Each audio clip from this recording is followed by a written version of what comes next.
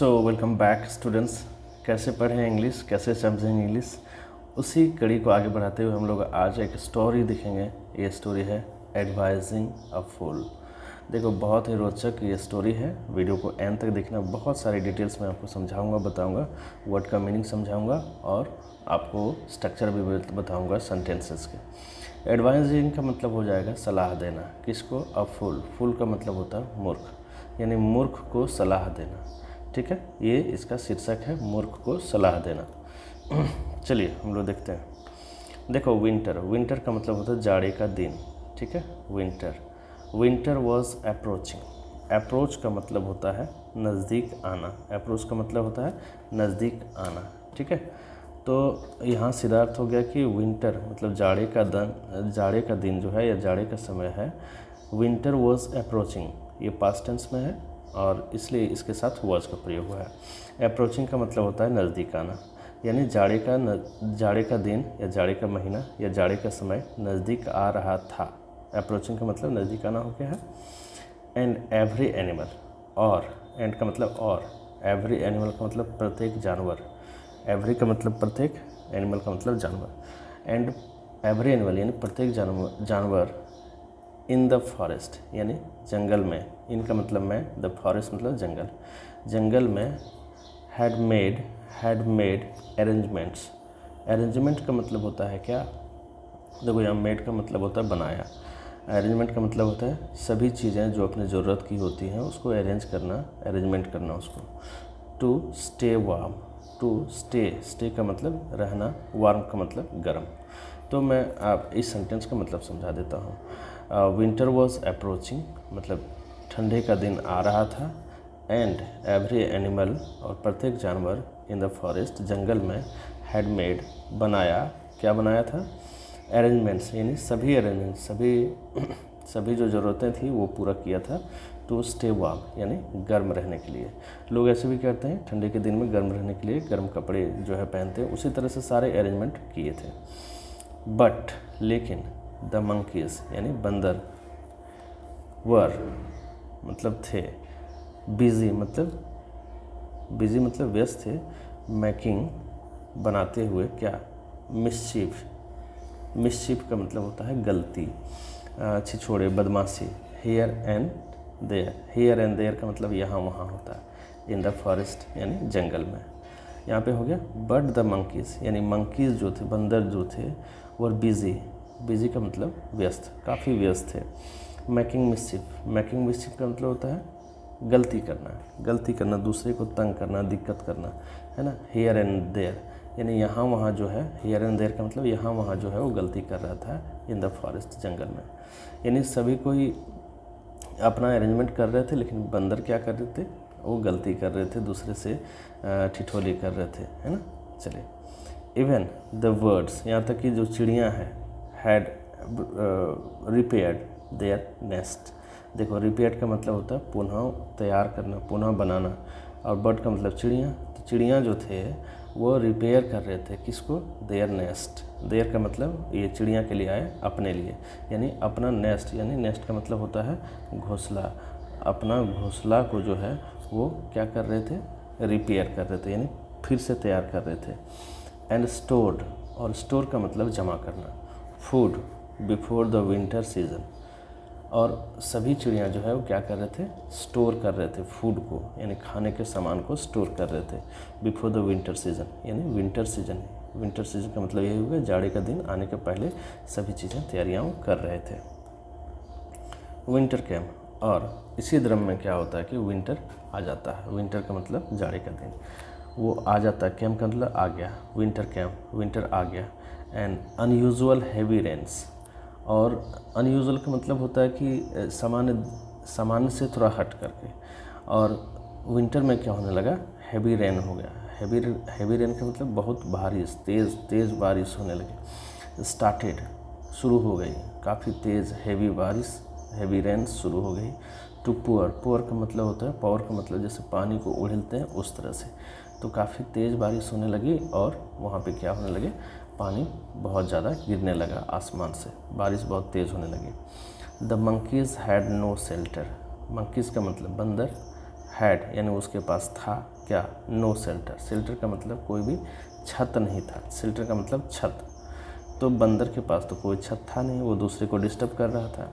To save themselves यानी themselves का मतलब होता है अपने आप को, अपने आप को बचाने के लिए बंदर के पास कोई छत नहीं था। From the extreme cold and rain, किससे बचाने के लिए, फ्रॉम द एक्सट्रीम कोल्ड, बहुत ज़्यादा ठंडी और बहुत ज़्यादा बारिश से बचाने के लिए उसके पास कोई शेल्टर नहीं था, है ना। चलिए आगे हम लोग देखते हैं, यहाँ पे आप फिगर में भी देख सकते हैं, ये रहा, है ना। चलिए अब हम लोग देखते हैं आगे, स्टोरी को आगे देखते हैं। आप चैनल को सब्सक्राइब कर लीजिएगा, बेल आइकन दबा दीजिएगा। देखो क्या होता है, a monkey hid behind the leaves, leaves का मतलब होता है पत्ता, हिड का मतलब होता है छिप जाना, बिहाइंड का मतलब होता है पीछे, ठीक है। तो जो बंदर था, एक बंदर, अ मंकी एक बंदर, हिड छिप गया, बिहाइंड मतलब के पीछे, द लीव्स मतलब पत्तों, यानी पत्तों के पीछे एक बंदर छिप गया, ऑफ अ ट्री यानी एक पेड़ के पत्तों के पीछे बंदर छिप गया, इन शिवरिंग, शिवरिंग का मतलब जैसे ठंडी के दिन में आप कपकपाते हैं उसी तरह से थरथराना या कपकपाना। तो जब बारिश हो रही थी तो बंदर जो है पेड़ के पत्तों के पीछे छिपा हुआ था, शिवरिंग कर रहा था यानी कपकपा रहा था, कोल्ड यानी ठंडे से, है ना।